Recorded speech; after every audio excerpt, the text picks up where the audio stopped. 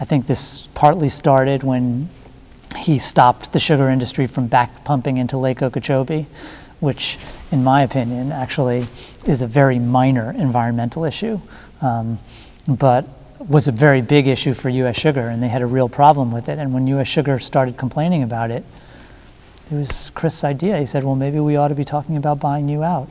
And it really kind of evolved from there. I mean, what the sugar guys say is that when, the governor of Florida tells you, makes an offer like that, and he's serious, you have to take it seriously.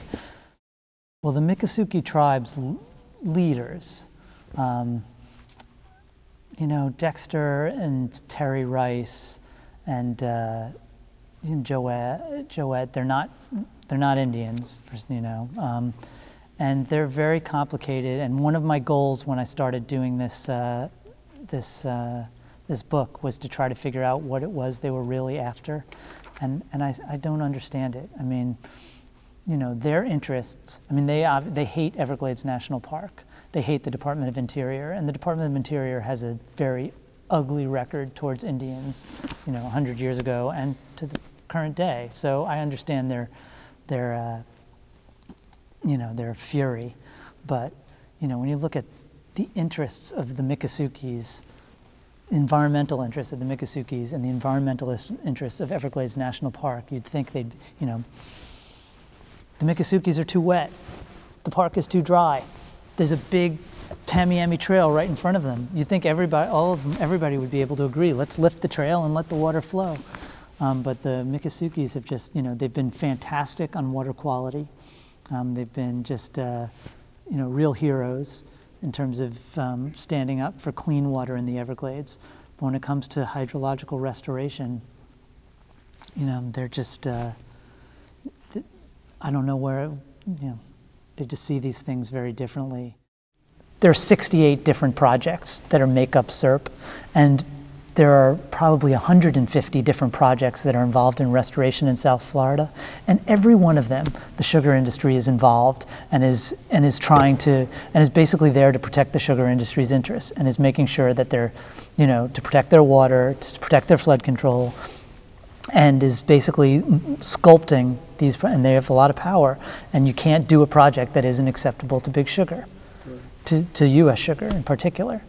This is a way of saying, like, what, we're going to stop fighting you. And then with them out of the way, maybe they can do some of these other projects the way they'd want to for the Everglades, rather than just the best possible restoration they can get without pissing off U.S. Sugar. SERP is part of the, what SERP did pretty well was a plan for a lot of water reservoirs. And that will have a good environmental impact if it means that people take water out of those reservoirs instead of out of the Everglades.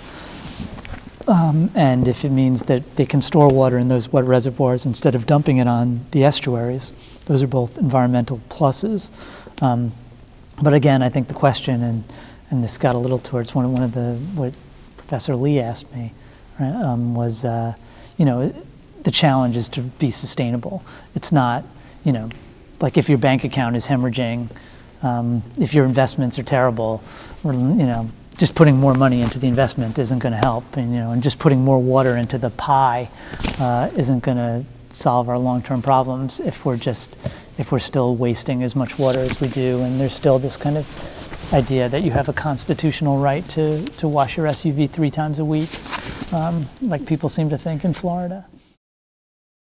But just, I think, the notion that you're going to lose this real sort of swath of the universe if you let the Everglades die, I think that's a pretty powerful argument. I mean, and I do think people justifiably love the Everglades. It's the only place you're going to find a ghost orchid, and it's the only place you're going to get the kind of experience that you can get down there. And it would be a very sad thing to see the first national park disappear.